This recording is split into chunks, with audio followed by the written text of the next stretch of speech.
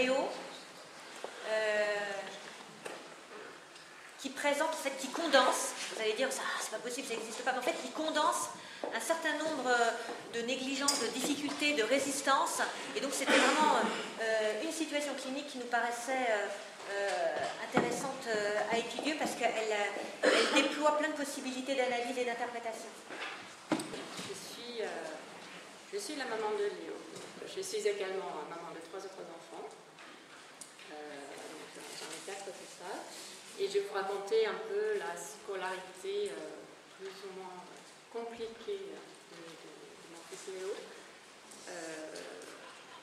qui, contrairement à ses frères et sœurs, a connu une scolarité un peu compliquée.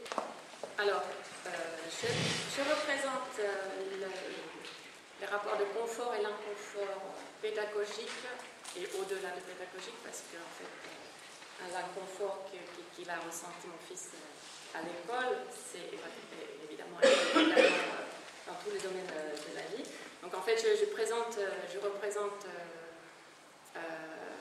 tout ça dans une balance. Alors, vous allez voir après, où il y a des éléments qui sont arrivés. Donc vous avez tout ce qui est en rouge, ce sont des événements liés à l'enseignement social. Tout ce qui est en bleu, ce sont les événements liés au scolaire et au pédagogique. Tout ce qui est en vert, ce sont des points d'appui qui nous aident à rebalancer, enfin à remonter la balance du côté du confort scolaire. Ensuite, on a un peu en jaune des négligences et des résistances pédagogiques. Et à la fin, tout à la fin, vous avez quelques éléments, vous allez avoir quelques éléments de maltraitance institutionnelle. Alors, d'abord, je vais vous présenter brièvement comment ça s'est passé à l'école primaire avec Léo. Donc, en sachant que Léo, c'est un garçon qui a toujours été très calme, réservé, mais très sociable.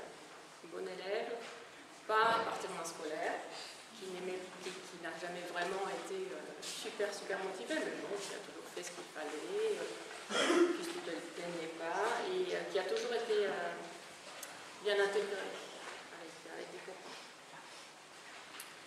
Alors, la balance de primaire s'est un peu balancée du côté négatif suite à sa dysgraphie qui a été diagnostiquée en CE2,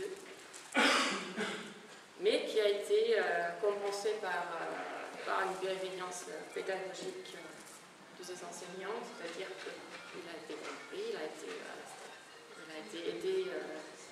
aidé de plusieurs façons, avec la prise de notes, l'écriture, etc. Et également par une graphothérapie qui a été entamée en CE2 et qui a duré 5 ans et demi. Alors, vers la fin de CM2, il y a Léo et son groupe d'amis qui font un petit rajout. On va appeler ce petit garçon Ludovic qui a eu quelques embrouilles avec d'autres enfants dans la classe et qui est accueilli par Léo et son groupe d'amis. Et en fait, moi je n'ai pas fait le lien en ce moment-là et je n'ai jamais pensé à un quiconque harcèlement en ce moment-là, mais on a commencé à avoir pas mal de soucis entre copains, pas mal de disputes, d'histoires, et Léo il a fini son année de CM2, donc les 2 derniers mois de CM2, il a fini tout seul, isolé à la récré, et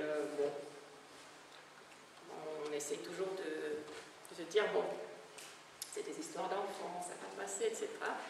Et effectivement, s'il y a un élément qui a aidé Léo à surmonter ses problèmes, c'était le perspective du collège. Il savait que Léo, il était admis dans un autre collège et Ludovic n'allait pas être dans le même collège. Donc voilà, ça l'a aidé à psychologiquement surmonter ces dernières semaines de CM2 qui étaient socialement un peu rudes. Voilà, donc on fait un petit bilan du primaire. Léo est toujours un garçon heureux et équilibré. Et malgré sa nature plutôt non scolaire, il est content d'aller à l'école. Il se prépare pour le collège avec confiance et curiosité. Voilà à quoi ressemblait son écriture en ce moment-là.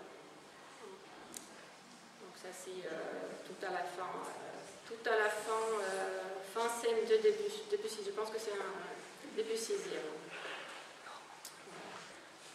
Alors on repart au collège, un nouveau collège, où Léo ne connaissait pas grand monde, mais il était content d'y aller. On part avec une balance un petit peu penchée côté dysgraphie, parce qu'il a toujours la dysgraphie qui n'a pas disparu, qui ne disparaîtra pas, et qui est toujours compensée par la graphothérapie.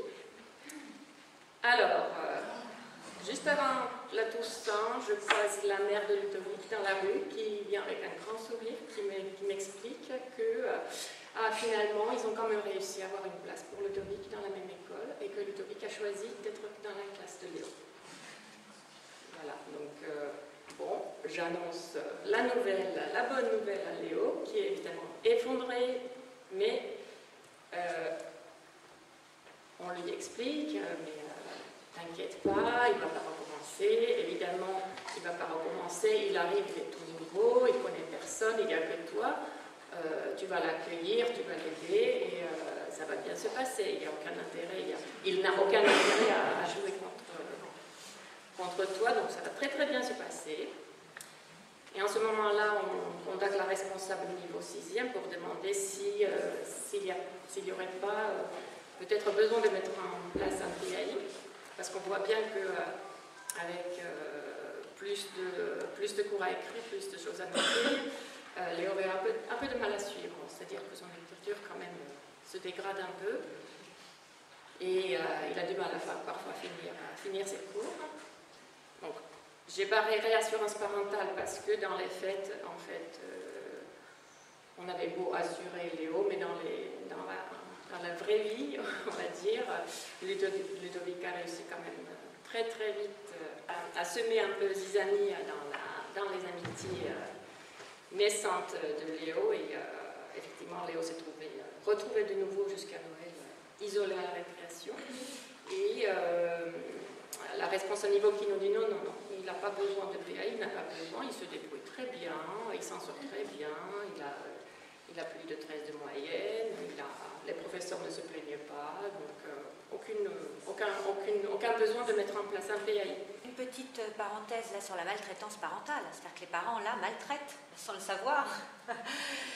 Léo, il le rassure, mais sans rien mettre en place autour pour qu'effectivement cette réassurance ne soit pas que des mots, c'est juste, il pense, il se représente que ça va bien se passer, mais il n'informe pas particulièrement l'institution, il n'y a pas de mise en place de quoi que ce soit pour l'arrivée de Ludovic, donc une réassurance qui est bien pire pour du coup l'enfant quand il se trouve requinqué, pensant que ça va bien se passer, que finalement c'est pire que ce qu'il imaginait. Et la mise en place du PAI, pareil, une démarche parentale qui laisse entendre qu'il va y avoir effectivement du soulagement, et puis finalement ça ne fonctionne pas non plus.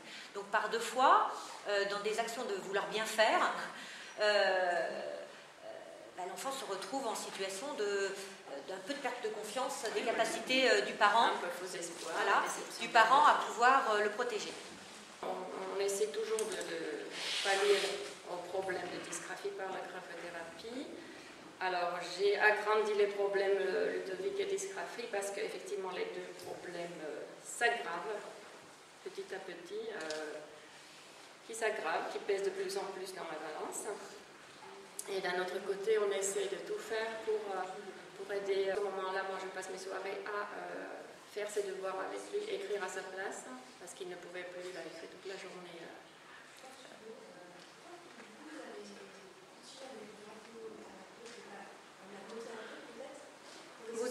On va y arriver plus tard. Alors là, on est encore donc entre Brené. On essaie j'essaie de récupérer des cours un peu par-ci par-là par des copains de Léo parce que les cours ne sont pas toujours très visibles. Donc c'est un peu compliqué de faire les devoirs derrière et de réviser pour les évaluations quand on ne comprend pas la moitié des cours. Donc je passe pas mal de temps à récupérer, appeler des parents, à essayer de récupérer des cours. Et effectivement, on essaie d'aider Léo avec des douleurs au bras. Il commence à avoir beaucoup de douleurs au bras. Il commence à avoir pas mal de petits soucis, de l'insomnie, etc. Donc on essaie de pallier, mais toujours un peu avec douceur, c'est-à-dire sophrologue, homéopathie. On n'est pas encore d'entrée médicale. Alors, au mois de mai, je suis contactée par un professeur qui me dit « Je suis très très inquiète pour votre fils. Il a vraiment besoin d'aide. Est-ce qu'il n'a pas une tablette à amener en classe ?» J'ai dit « Bah si, on peut lui donner une tablette, mais a priori, si j'ai bien compris, la responsable niveau, elle a dit qu'on n'avait pas le droit. Elle m'a dit « C'est pas grave, moi je veux. Il ne va pas s'en sortir, il aura le droit pendant les cours. » Elle en a parlé à ses collègues et tous les collègues, sans exception, l'ont laissé prendre ses notes sur son iPad. Donc à la maison, il était tout fier, il a imprimé ses cours à la maison, il les collait dans ses cahiers, il était tout fier. Et en parlant justement, en faisant référence au fait que l'enfant soit acteur de sa scolarité, mon fils est redevenu acteur de sa scolarité. C'est-à-dire qu'il a repris de la confiance en lui, il a été de nouveau motivé parce que plutôt que de ne rien faire en cours ou de ne plus pouvoir écrire quasiment, il avait quelque chose à faire. Il prenait lui-même les notes, il n'avait pas à demander à des copains, il a retrouvé sa fierté. Donc ça a duré 15 jours. Et la responsable niveau au conseil de classe du 3e trimestre apprend qu'il y a une utilisation qui est à son insu de l'iPad en classe et elle l'a immédiatement interdit. Ce qui est logique. Après, il y a eu encore des gros soucis entre Léo et Ludovic au mois de mai-juin. Et on avait déjà essayé d'en parler avec les parents et on a réessayé. Et en fait, tous les problèmes qu'ils devaient avoir entre les garçons ont été mis sous le compte de malentendus, de la sensibilité de Léo, sensibilité extrême de Léo. Voilà, et que Ludovic adore Léo, il en parle tout le temps, il parle que de Léo, et que, évidemment qu'il n'y a aucun problème entre les deux. Juste une certaine invisibilité des difficultés sociales de Léo sur école, puisque Léo n'est pas seul, n'est pas isolé, il est dans un groupe, et absolument pas d'accès par l'établissement, par le personnel, du harcèlement, de la maltraitance vécue par Léo, puisqu'il n'en dit rien. Donc à un moment donné, Léo lui-même porte aussi une certaine responsabilité du fait de l'absence de communication qui aurait pu permettre à...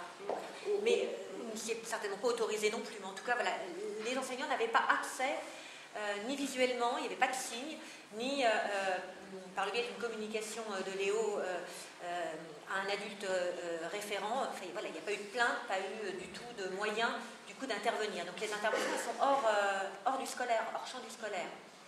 Ce qui est bien insuffisant puisque les difficultés sont dans l'univers scolaire. En juin, après le 3e conseil de classe, les professeurs nous conseillent, ils disent bon, Léo normalement il passerait pas en 5e, mais bon, on le fait passer en 5e parce qu'on pense que ces problèmes viennent vraiment de la dysgraphie. Et du coup, ils nous ont conseillé de mettre en place au plus rapidement possible un ordinateur en classe.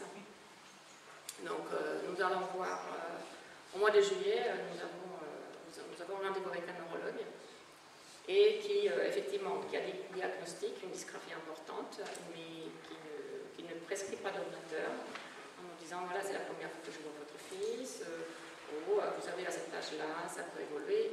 J'avais beau dire que voilà, il était déjà quand même dans une détresse psychologique et quasiment dans une phobie d'écriture et que c'était quand même assez compliqué. Il m'a dit non, vous comptez la graphothérapie. Je dis bah, c'était 4 ans et demi qu'il est sous graphothérapie et que bon, les résultats ne sont pas extraordinaires. Mais voilà, elle refuse absolument de mettre en place l'ordinateur. Elle nous prescrit un PAI avec tiers-temps. Même si moi j'ai dit que le tiers-temps, ça ne servait absolument à rien parce qu'il n'avait pas un problème de lenteur à l'écriture du tout. Et polycopie des cours. Voilà, alors bilan de la 6e. Léo commence à entrer en dépression. il commence à montrer les premiers signes de phobie scolaire. Il souffre d'insomnie, de douleurs importantes au bras, de brûlures d'estomac, d'énérésie, de manque de motivation, évidemment de baisse de résultats scolaires, et de colère un peu incontrôlée à la maison. Donc, en ce moment-là, on essaie toujours de pallier, on continue avec la sophrologie pour qu'ils arrivent à s'endormir le soir avec homéopathie, mais aussi des médicaments contre les brûlures. On voit un psychologue, en ce temps-là d'abord, on voit un psychologue d'abord au mois de mai pour faire un bilan psychométrique, parce que comme plusieurs personnes de santé qui suivaient Léo qui disaient qu'il est certainement précoce, on l'a fait tester juste pour lui montrer, Léo, tu n'es pas stupide, tu n'es pas parce que évidemment, il nous disait, il me répétait à la maison, maman, je suis nulle, je suis bête, tout le monde le dit, je suis nulle, j'ai des mauvais résultats, et nous on a fait faire passer le test de Q uniquement pour lui montrer, regarde, tu n'es absolument pas bête. Par contre, tu fais partie vraiment de quelques pourcents d'enfants les plus intelligents. Donc, mais même bon, même ça, quand on arrive à un certain moment, même ça n'arrive pas à rassurer. Voilà, et puis on commence à faire des bilans. Des bilans ergothérapie, bilan orthophonique, bilan... quoi d'autre? Enfin, essentiellement ergothérapie et on commence à une psychothérapie avec une psychologue spécialisée en enfants précoces. Et en ce moment-là, on a l'ergothérapeute qui nous dit, qui fait un bilan, qui nous dit il faut absolument un ordinateur à ce garçon. Je dis oui, on vient de voir un neurologue qui dit que non, et qu'a priori, pour avoir un ordinateur en classe, il faut que je passe par la maison du handicap. Et du coup, on en reste là. Là, on repart en 5e avec une balanceuse à déséquilibrer, et voici sur les comptes. C'est ça qu'on avait le soir en cours, quand on voulait réviser les cours de Léo. Donc, en plus de la dysgraphie, évidemment, il n'a plus envie. Il n'arrive plus du tout, il ne s'investit pas du tout. Alors, on repart en 5e. Avec déjà une balance qui est quand même un peu bancale, on va dire. On se dit, c'est pas grave, on va pallier au problème. Donc, on continue la prise en charge en ergothérapie, commence l'apprentissage du clavier avec l'ergothérapeute. Malgré tout, on commence en ce moment-là suivi en orthophonie parce qu'on lui a diagnostiqué une légère dysorthographie. Ce qui est probablement quand même très très lié à sa dysgraphie. On fait une demande de PAI avec un ordinateur, exception d'un ordinateur. On demande, voilà, il a besoin vraiment d'un soutien, d'un outil informatique pour écrire, pour pouvoir au moins lire les cours. Et on a pris des précautions contre le harcèlement, c'est-à-dire que fin 6e, on adresse une lettre à la responsable au niveau, on lui demande, s'il vous plaît, vous pouvez ne pas mettre Léo et Ludovic dans la même classe. On habite dans la même ville, ils prenaient le même bus, donc on ne pouvait pas faire autrement que les mettre dans le même bus, mais on a changé d'arrêt de bus. Comme ça, Léo, il est arrivé en fait après Ludovic dans le bus et il pouvait choisir une place. Je ne le mets plus à la cantine, parce que le temps de midi est un peu inquiétant pour Léon, donc je vais le récupérer. Sauf que je le mets une fois par semaine à la cantine en ce moment-là, mais je le récupère presque tous les jours. Et puis Léo qui, de sa propre gré, se prive de tous les anniversaires et les fêtes d'invités, au cas où Ludovic, s'il est sûr ou s'il pense que Ludovic pourrait aussi être invité, il n'y va pas. Là, ce qui est intéressant, c'est l'envahissement hors secteur scolaire. C'est-à-dire qu'à un moment donné, la façon de faire les trajets, pas aller à un anniversaire parce que peut-être on peut rencontrer son agresseur. C'est-à-dire qu'à un moment donné, ça envahit, ça déborde, ça fait contagion sur un espace hors scolaire. Nous avons fait une demande de PAI, mais le premier jour de la rentrée, je vais rencontrer l'infirmière. Voilà, on va faire une demande de PAI. Elle a dit non, c'est plus simple de mettre en place un PPRE. c'est plus rapide parce que PAI, il faut faire intervenir un médecin. Chez nous, ça s'appelle des PPRE, c'est la même chose. Ok, ben on fait une demande de PPRE, il n'y a pas de souci. Les précautions contre le harcèlement n'ont pas beaucoup servi parce que déjà, c'est Léo qui a été extrait de la classe, qui a été mis dans une autre classe tout seul.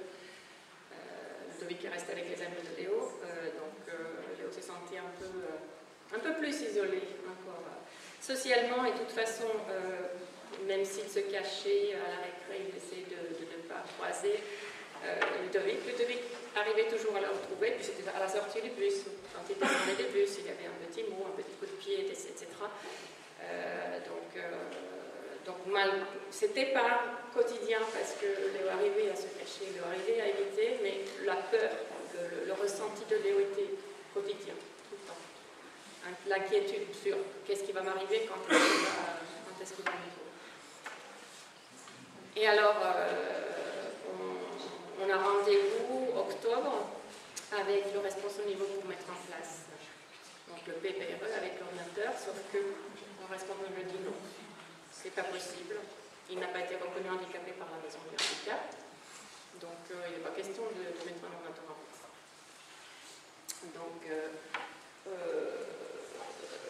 Donc moi j'ai dit, moi j'ai entendu quand même qu'il y a des écoles qui mettent en place quand même des ordinateurs pour aider. Il peut amener son propre ordinateur, nous on prend toute la responsabilité dessus. Il y a des écoles qui permettent quand même d'utiliser ordinateur et le responsable me répond, nous non, nous on n'est pas hors la loi, nous on ne se met pas hors la loi, on est une école bien, on ne se met pas hors la loi, donc on n'accepte pas l'ordinateur. Et d'autres arguments contre l'ordinateur ont été Léo serait favorisé par rapport aux autres sur l'ordinateur. Léo pourrait tricher lors des évaluations sur l'ordinateur. Si on vous accorde un ordinateur, on va en avoir d'autres familles qui vont faire la queue pour en avoir aussi. Il ne s'en sortira jamais dans la vie sans écrit. Je n'ai aucune preuve de mal-être de Léo. Il sourit à l'école. Je l'ai vu sourire à l'école. Ça se trouve qu'il fait exprès pour écrire mal, parce qu'il ne connaît pas ses leçons. Et après le refus d'ordinateur, j'ai dit, et alors les polycopies, on peut quand même mettre en place les polycopies. Et c'est le responsable Unicom qui me dit, non, c'est compliqué pour les professeurs, vous savez, ils n'ont pas toujours leur cours sur un support écrit, donc on va pas leur imposer ça.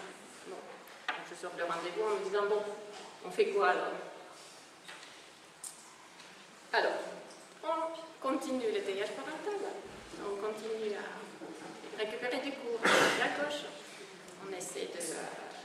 Bon, on a des enseignants qui sont très très gentils, sympathiques, il y en a un qui nous envoie les cours par email, un autre qui fait noter une partie de cours par d'autres élèves qui ont écrit plus rapidement, et qui, donc comme ça, au moins Léo il a du cours complet. Il y en a un enseignant qui fait passer parfois des parties d'évaluation à l'oral, pour qu'il puisse se faire évaluer parce qu'il il n'arrivait pas à trop lire ce qu'il écrivait, il a dit bon, je le fais passer à l'oral. Donc on a quand même... En novembre, l'ergothérapeute qui contacte le directeur de l'école qui lui dit non, cet enfant, il ne s'en sortira pas sans ordinateur, il faut lui mettre en place un projet d'aide avec un ordinateur, absolument, et le directeur il donne son feu vert. Donc, voici le fameux PP, autorisation provisoire et exceptionnelle à la demande de la famille, par le conseil de classe de l'utilisation d'un ordinateur dans 3 matières, français, histoire, géo, anglais. À savoir qu'il ne fait pas anglais, il fait la langue. Préconisation de l'équipe enseignante. Autorisation accordée sous réserve de la constitution de notions auprès de MPTH. Fournir les documents et bilans déjà effectués, que j'avais déjà fournis. Soutien de la thérapie, qui était déjà en place depuis septembre. Et si les démarches ne sont pas effectuées avant la date ci-dessus, donc avant le 15 décembre, l'équipe éducative sera contrainte de mettre fin à l'usage de l'ordinateur en classe. Donc, après ce PPRE, donc au mois de novembre, a comme un changement d'ambiance générale dans l'école. C'est-à-dire que quand je contacte l'école, j'ai l'impression que je suis dérangeante. Je deviens dérangeante et Léo devient, dans les discours des professeurs, c'est l'enfant qui veut l'ordi. Quand j'appelle quelqu'un, c'est lui qui veut l'ordi. Non, c'est pas si simple que ça, c'est pas vraiment qu'il veut l'ordi, c'est que l'ordinateur est vraiment indispensable. Mais bon. Alors il y a l'histoire du devoir de PS où il fallait écrire les règles d'Ultimate. Et vraiment un devoir maison. Donc Léo qui fait son travail, je l'aide à mettre avec la mise en page pour bien organiser ses pensées, parce qu'il avait le droit de faire son devoir du coup pour la première fois sur l'ordinateur. On rend le travail.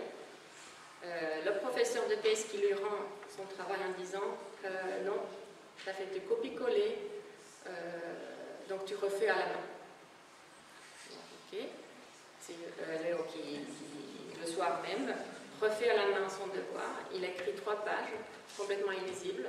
Il vient devant moi, il me montre sa copie, il déchire en 1000 morceaux devant moi. Il met à hurler, il dit « Maman, je préfère avoir un 0 pour un travail non rendu que pour un travail illisible. » On a des menaces du conseil de classe, c'est-à-dire que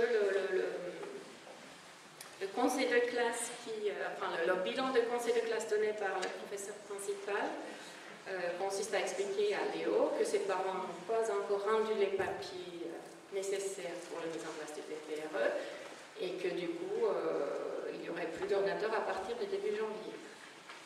En sachant qu'on n'était pas du tout encore à la date préconisée par le PPRE. Fin novembre, Léo qui se dit je vais commencer à me défendre contre ce harcèlement qui s'est étalé entre-temps sur Internet, sur YouTube. Parce que Léo, il a commencé une chaîne YouTube où il a publié des vidéos. Et du coup, Ludovic, qui était assez virulent, à surveiller ce qu'il mettait en ligne et toujours avoir son petit mot à dire sur les vidéos de Léo. Donc il n'en pouvait plus, Léo. Donc il s'est dit, je me défends. Donc il a fait la même chose sur Ludovic. Il a écrit Ludovic, tes vidéos sont nulles, Ludovic, tu ne sais même pas, t'as quoi comme ordi, c'est nul, etc. Et tout fier, il me dit maman, regarde ce que j'ai fait, je me suis défendue. Je lui dis écoute, ça va t'apporter juste un soulagement temporaire, mais je ne suis pas sûre que ce soit une bonne chose. Et effectivement, le lundi arrivé à l'école, déjà ça a commencé un peu par d'autres enfants sur YouTube, des insultes. Et lundi, j'appelle ça la semaine noire. Tous les jours, il y a des événements où il y a des enfants qui sont venus expliquer à Léo. Des enfants qui soit Léo ne connaissait pas, ou que Léo connaissait, qui avaient été gentils jusque-là, qui ont commencé à lui expliquer que voilà. Et en ce moment-là, on dit à l'école, il y a vraiment un problème avec Léo et Ludovic, on voudrait venir vous en parler. Ah non, on n'a pas le temps. Oui, mais c'est quand même assez important. Oui, on a reçu les parents de Ludovic. Ils disent qu'il n'y a pas de problème, que c'est juste une histoire d'enfant, que c'est parce que Léo est sensible et c'est parce que Léo interprète mal les propos de Ludovic et voilà, qu'il n'y a pas lieu à des mesures. Voilà, on est dans une minimisation et banalisation du harcèlement. Moi-même, je l'ai fait très très longtemps. Moi-même, je comprends très bien, je l'étais moi-même pendant très très longtemps. Et c'est du moment où moi j'ai compris qu'il y avait un problème, que j'essaie de faire comprendre à l'école qu'il y avait un problème et qu'ils ont été dans le même. Oui. Alors, en ce moment-là, donc on est janvier, on a une nouvelle psychologue, Madame Vidal, qui suit notre fils, et qui fait un courrier à l'école en expliquant que cet enfant a vraiment besoin d'une mise en place d'un ordinateur, etc. Et il a aussi besoin d'être protégé. l'école qui, je ne sais pas si vous voyez, mais ce n'est pas très important, mais bon, l'école répond relativement sèchement et qui n'évoque pas du tout d'ailleurs le harcèlement dans sa réponse.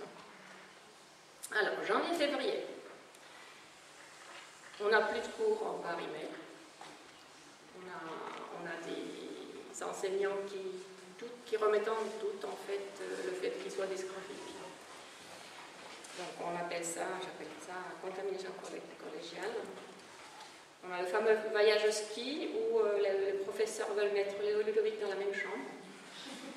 Et on contacte le professeur de PS pour lui dire écoutez, c'est quand même pas possible. Et on se fait passer pour ceux qui veulent exclure Ludovic et que Léo il n'est pas très tolérant. Il n'est pas très gentil parce qu'il ne veut pas faire un effort. Parce que Ludovic il veut bien faire un effort pour partager la chambre, mais c'est pas normal que Léo ne veut pas faire un effort. Et nous apprenons en ce moment-là que le petit frère, qui a 1 an de moins, qui est à le rébut scolaire, se fait harceler depuis 3 mois par un petit groupe. Au départ par un petit groupe et après par 3/4 de bus scolaire.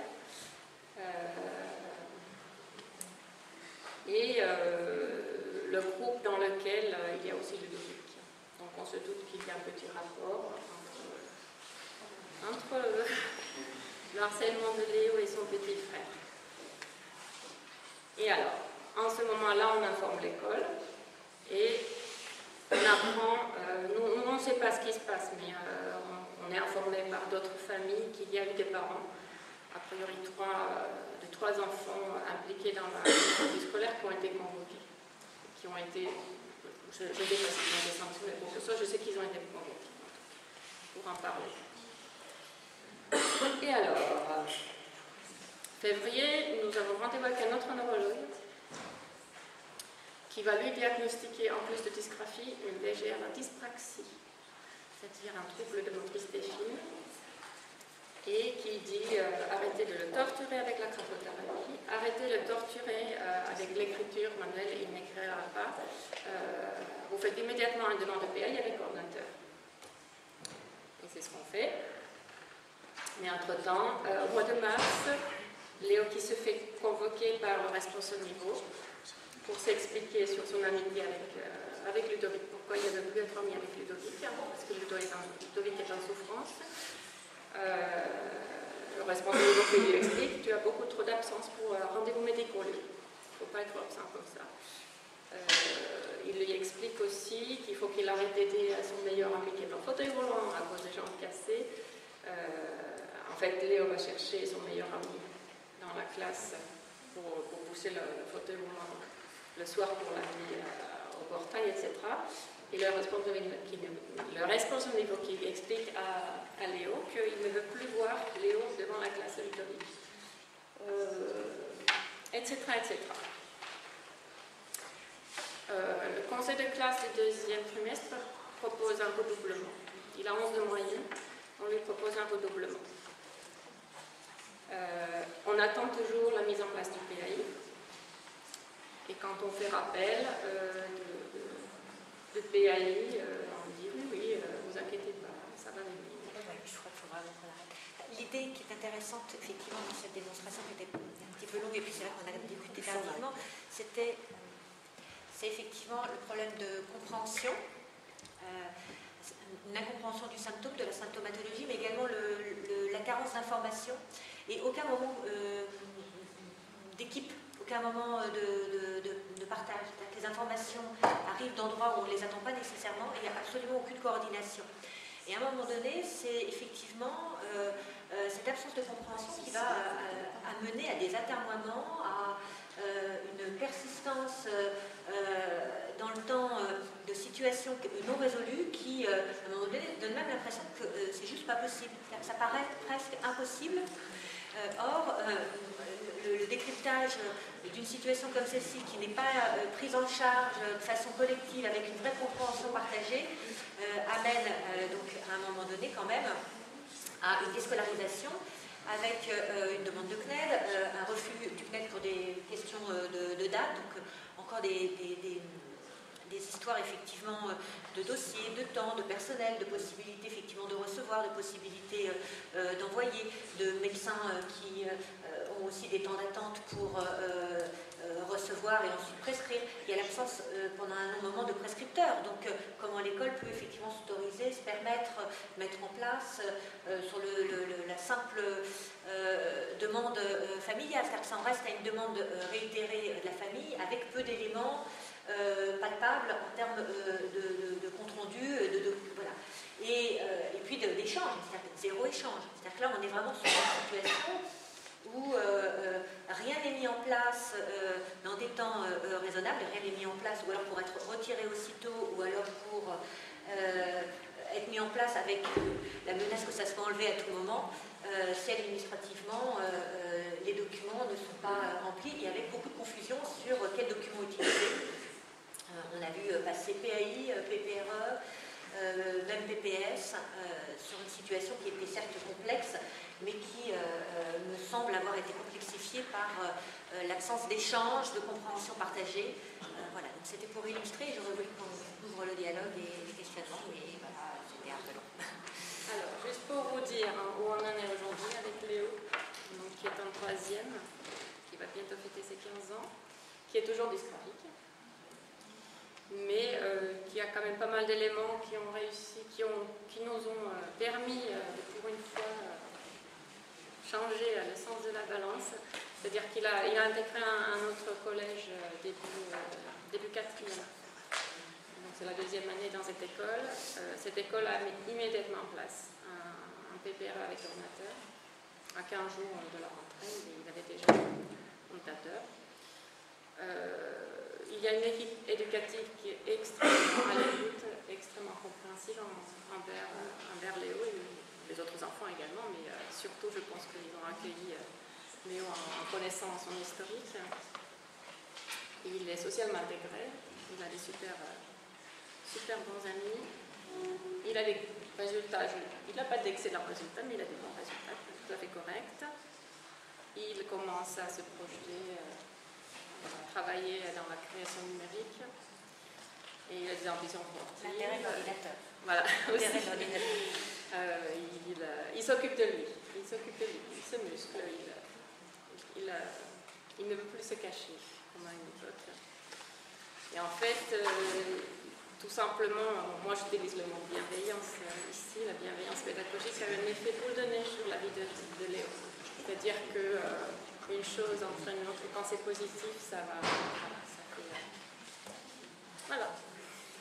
Je ne sais pas si on a un petit peu de temps pour des interrogations, des questions. Du coup, on a commencé un peu tard.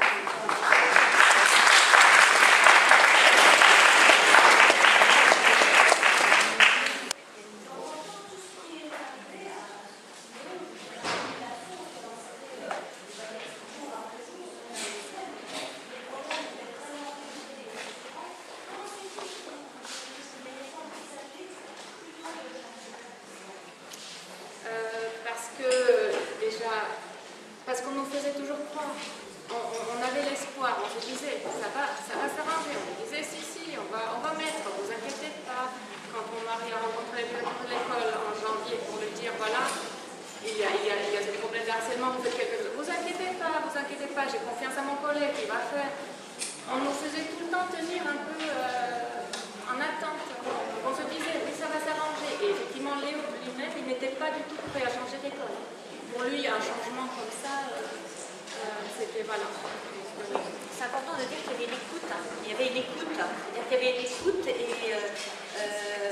l'équipe pédagogique recevait, mais se voyait elle-même empêchée ou ne s'autorisait pas à mettre en place des dispositifs dont elle ne maîtrisait pas les tenants et aboutissants, et puis il leur manquait effectivement un certain nombre d'éléments administratifs, des bilans, etc., qui ont mis du temps à se mettre en route. Mais il y avait une écoute, il n'y avait pas de compréhension de la problématique et de la gravité de la problématique, pas accès non plus à la problématique sociale, le harcèlement. Voilà, donc un non-accès à un pendant quand même hyper important, à un versant hyper important de la problématique de Léo, qui est effectivement de côtoyer un enfant qui le harcèle. Puis il faut savoir que l'enfant harcelé continuent d'attirer de façon très compulsive, répétitive, le harceleur. Voilà, c'est quelque chose qui s'inscrit dans le temps si il n'y a pas une démarche vraiment très catégorique de réaliser dans le milieu scolaire. Donc ils n'avaient pas accès à ça, et de l'autre côté, donc il leur manquait quand même tout un pan, et de l'autre côté, effectivement, une certaine incompréhension de la gravité du souci pédagogique, parce que l'enfant lui-même était plutôt dans la suradaptation, essayait de fonctionner et allait dire son mal-être ailleurs. C'est un enfant qui était, à un moment donné, en dépression. Voilà. Et c'est quand même le message positif, c'est comment à un moment donné, une autre équipe avec d'autres représentations, un regard neuf, pas aussi entaché de toute l'histoire problématique et complexe, va pouvoir du coup récupérer et un enfant un peu réparé par les prises en charge et un dossier plus conséquent parce que des médecins ont pu s'engager et mettre en place une bientraitance.